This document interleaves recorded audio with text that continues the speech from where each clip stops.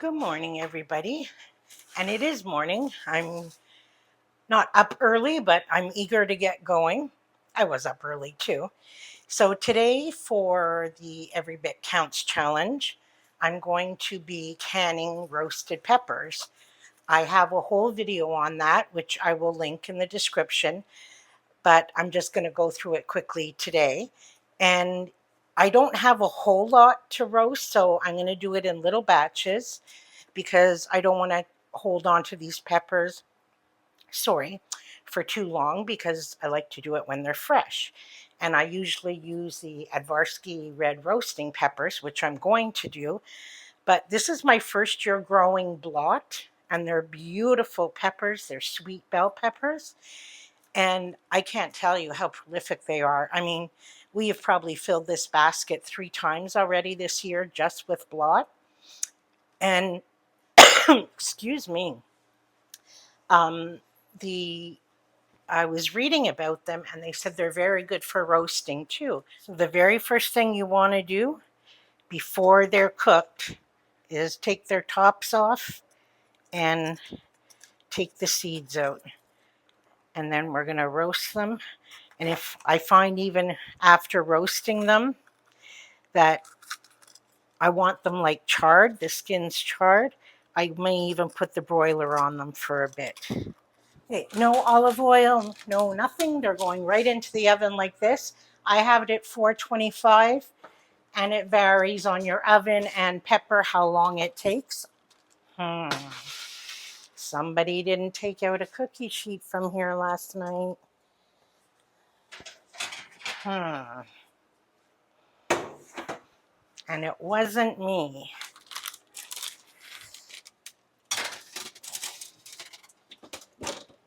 And I'm going to flip them over at one point too.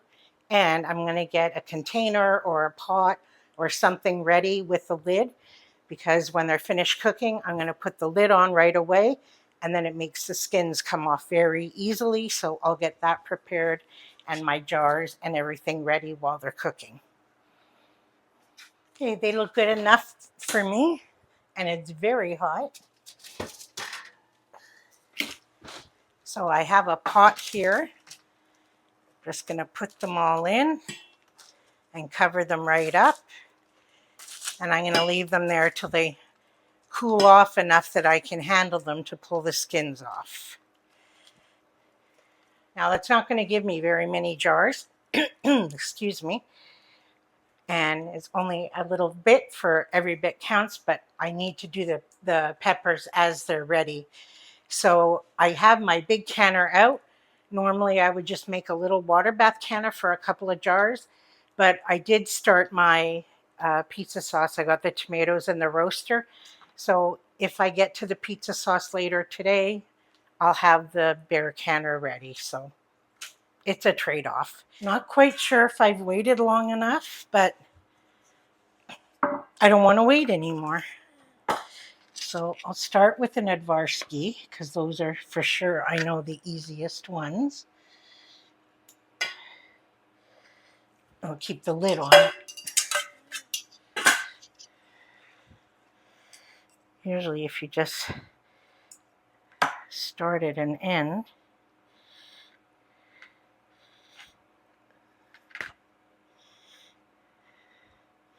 or this end, sorry, and then they peel right off. Like that.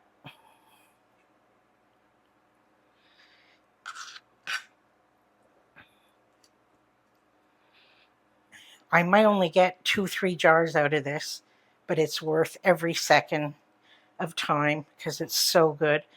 And all the information that you need is in that video that I'll link for you. Going for a 1/2 inch headspace, a clean lid, and a clean band.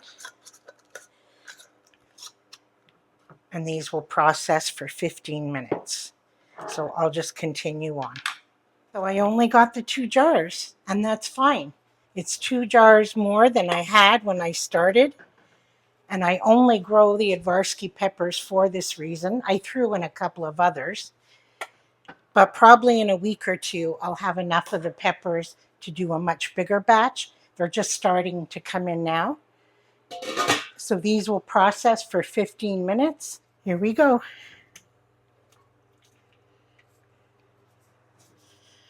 Two little jars.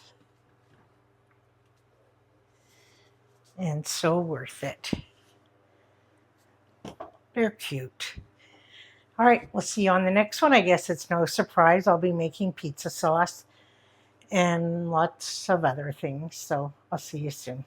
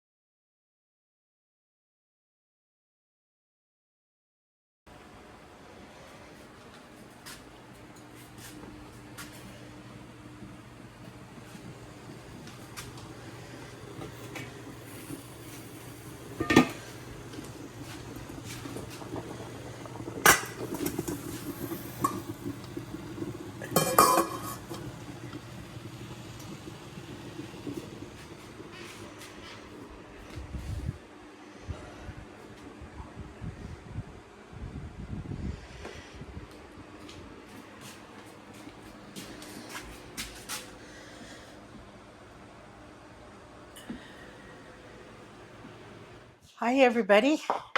Well, today is going to be either a really good day or, in my case, maybe a really bad day.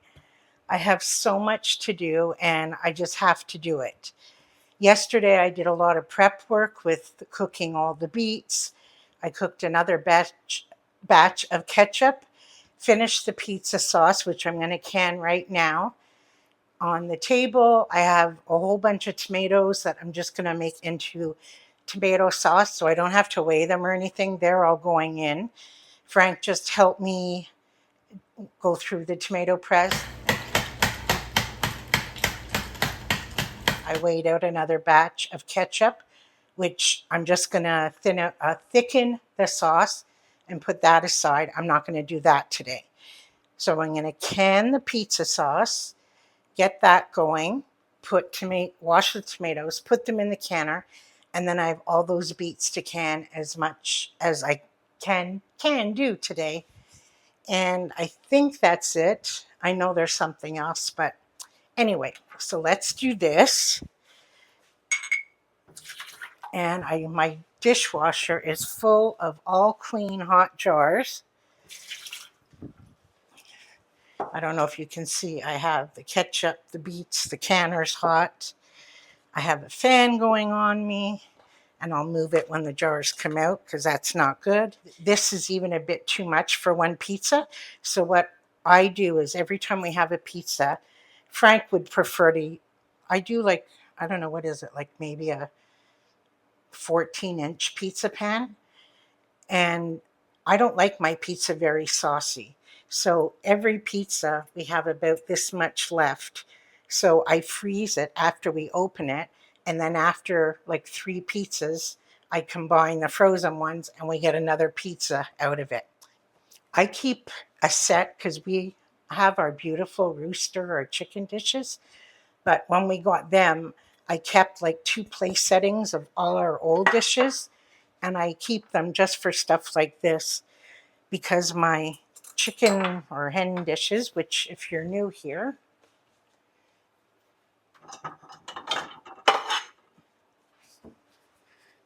so they're rooster dishes and I love them and they're beautiful and I don't want to use them every day for stuff like this. So I always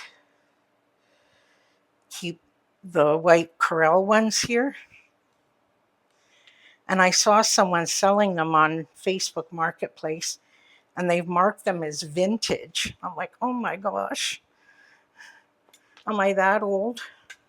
That the dishes I kind of grew up with my mother, she had a set like this. They're vintage. I'm vintage. Yeah, that looks good. Really wipe our ribbons very well. Okay, I'm gonna finish doing all my jars and then I'll catch up with you and we'll move on to the next thing. All right, I'm gonna clean this up. Then I'm gonna wash all the tomatoes in my sink and put them in the roaster. Then I'm gonna thicken the ketchup and I'll show you my technique for thickening your sauce in minutes. So I'll clean this up and we'll move on to the next thing.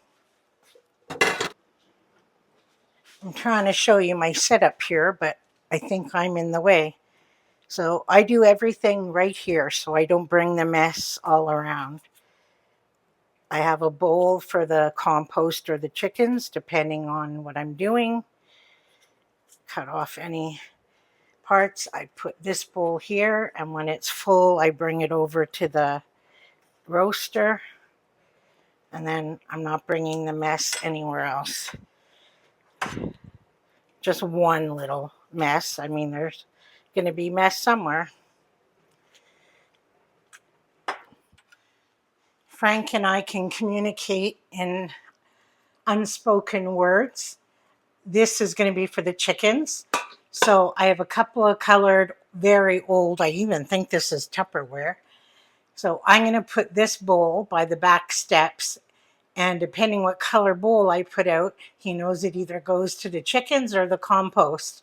So if he's outside and he walks by the back door, he'll see a bowl and he'll know this one's for the chickens. Because I put chicken stuff in a green bowl and I put compost stuff in a blue bowl. And if I get busy, I don't have to shout or call for him to come. He'll see it and he'll know where to put it. Okay, our pizza sauce is ready.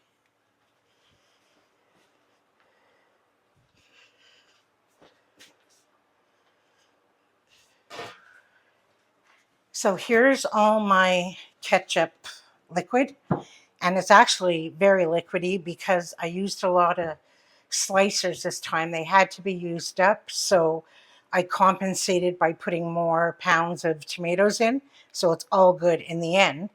But I wanted to show you my technique for thickening the sauce in no time. This ketchup recipe says to cook it on the stove for, I think it's 3 to 4 hours. Well, I'm going to thicken it in minutes just by putting it through a fine mesh sieve.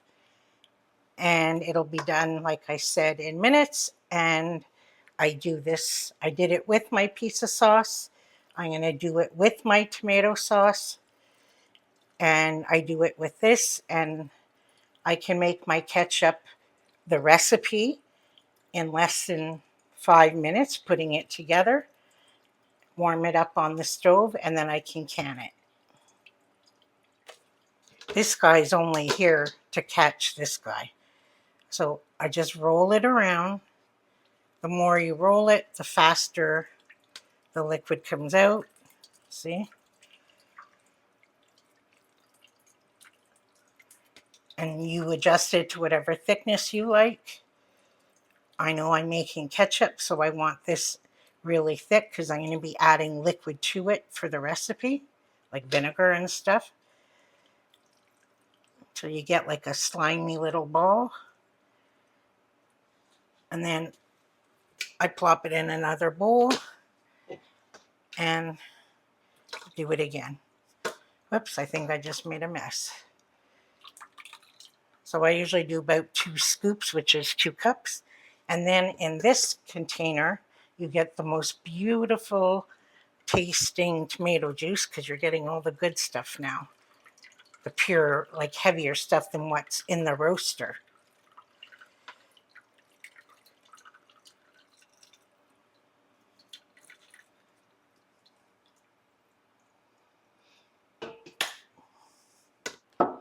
I timed myself after the first one I did with you, and I answered a text in between, and filled these with the tomato juice. It took me 6 minutes. And quite often people ask me after after I've done this, how much like sauce is actually in there when I'm done. So when they make the ketchup recipe, they have an idea of what it looks like, because I like this to be very thick to go forward. So I don't know. I don't even know what size pot this is, but I'm going to take my chopstick and see if I can give you an idea, like in inches. So in this size pot, I have about 2 inches, 2.25 inches of tomatoes between a sauce and a paste right now. And I'm guessing this pot's about 10 to 12 inches. So I don't know if that makes sense, but people have asked me how much I have left. And that's what I like to go forward with the ketchup recipe. And I still will do one ketchup video with you guys for the people who haven't seen it yet. So now I'm going to transfer it back into this pot and put it in the fridge until tomorrow and move on with the beets. Okay, I lied. I'm going to, just while I'm preparing all the beets, I had this in the fridge full of tomato juice from yesterday.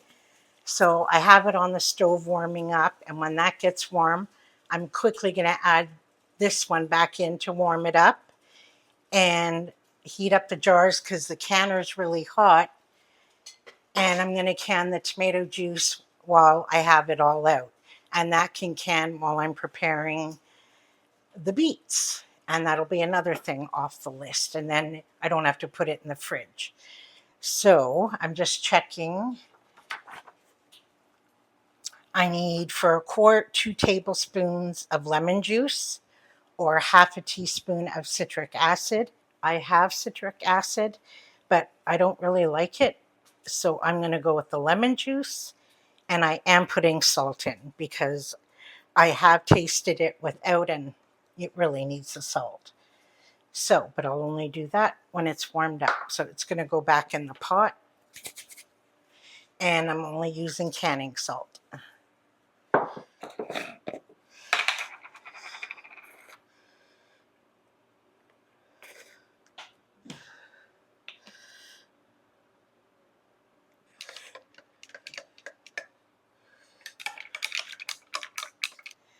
All right, I'm back, kind of rested, but enough to do at least one round of beets on my own. And then Frank says he's going to come in and help me cut up a whole bunch more. But there's two things I wanted, or at least one anyway, because I can't remember the second one. Did you guys all know that Ball Bernardin discontinued making the spice, mixed pickling spice thing? Do you know where I got this? On eBay. Because last year was the first year that I made the pickled beets that we fell in love with. It was exactly like the beets I had pickled beets growing up. So come like March or April, when I started looking around in all the stores online, because I don't really go to stores, and all the stores that I saw it in last year, no one had it. And I thought, that's strange. So after weeks and weeks of agonizing because I wanted them to taste just like last year's, I found out that they are no longer making it. So I was all upset about it and everything. I mean, not like someone died upset, but anyway, Frank looked into it further and he went on eBay, and I found someone, there was quite a few people, but this person was selling at the best price. I got 4 jars for, I don't know, like, I'm going to have to ask him and I'll put it on the screen. It was a fantastic price and the shipping was included. So I don't know what I'm going to do. And the expiry date is for 1.5 years from now. So I'm still good. But I don't know. Do you guys know of another spice blend that's very similar to this? Because this is exactly the spice that I like for this pickled beets. I don't know why they would have discontinued it, especially when I just discovered it. Anyway, I was very upset, but then happy that I found it. So I'm going to make my little spice bag. If I can find the end of this. And I'll make the brine. I've done a video on pickled beets, which was last year, which I was all excited about. So I'm not going to go through the whole thing with you. I just wanted to talk about that, and then one other thing. So this recipe from the Ball book calls for 3 tablespoons. I find that a wee bit strong, so I don't do a full tablespoon. And even though I have lots and lots of beets to pickle, I'm going to do each one separately because, oh, I made that awfully big, didn't I? I want to get the exact measurements for each one. So maybe I'm taking extra time or wasting time doing it. I don't mind because I want the flavor the same in each one. If I double it, I don't know if I'm supposed to put in 2 bags of these things or whatever. So I'm going to just do it like this. They don't all have to be done today. They can go back in the fridge, and that's fine. So I'm just going to show them to you, and then I'll get canning on them.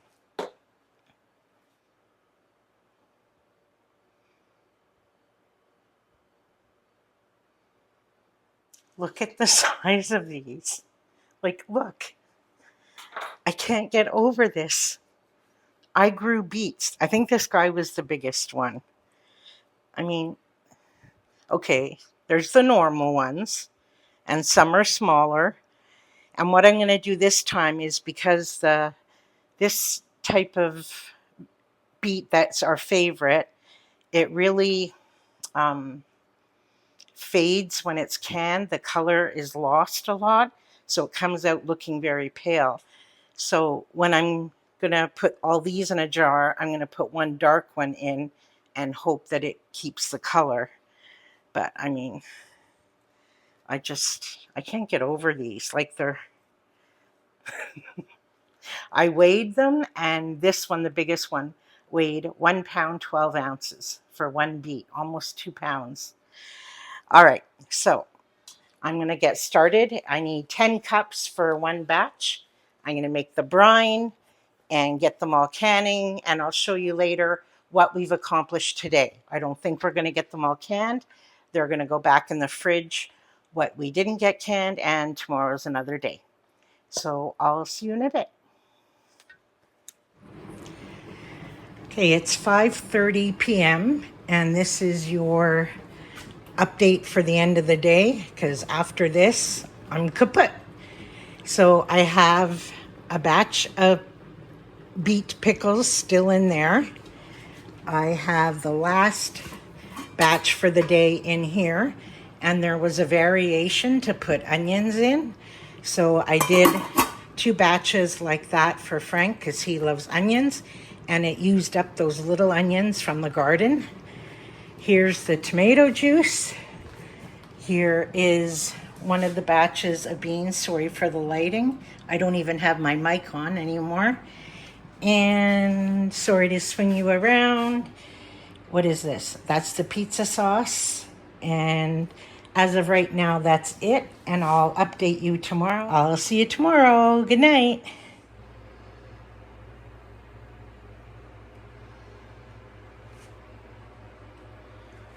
There's still more beets to do, but I needed the countertop space. So these are all going downstairs. And the tomato sauce.